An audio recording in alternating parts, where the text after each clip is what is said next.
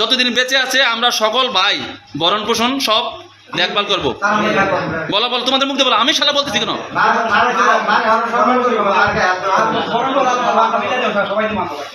আমার কথার সাথে মিল আছে?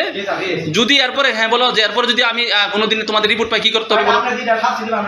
সবাই বলো, যে এরপর যদি কোনো প্রকার আমি তোমাদের বিরুদ্ধে অভিযোগ পাই, বরং তোমার মার কাছ থেকে, তাহলে কিন্তু যথাযথ এটার বিচার করব। তোমরা এটা মাথা পেতে নেবে, বলছো না? বলছো তো? আচ্ছা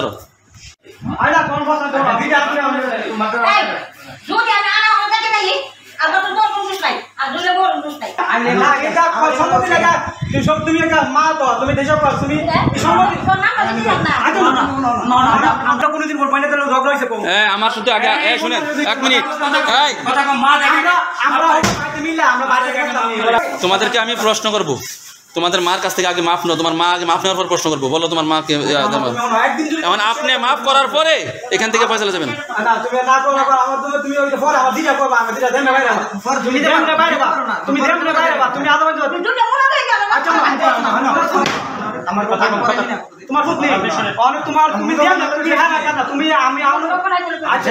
বড় ছেলে বড় ছেলে বলেন, আপনি বড় ছেলেকে আপনি তো কোনো ভূমিকা দেখতেছি আমি সব শ্রেষ্ঠ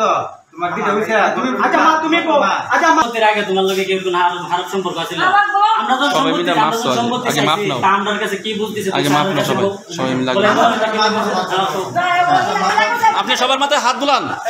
আপনাকে তো আমি তো ভিডিও রাখছি, আপনি বুঝতেছেন না কেন?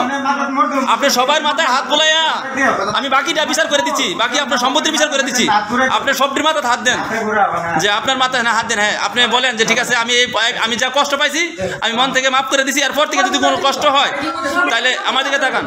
হ্যাঁ, মন থেকে বাবা, মন থেকে। সব দিকে ধরছেন না, 9 মাস করে পেটে ধরছেন না, এগুলা মাফ করে দেন। আর এরা মানুষের বাচ্চা থাকে।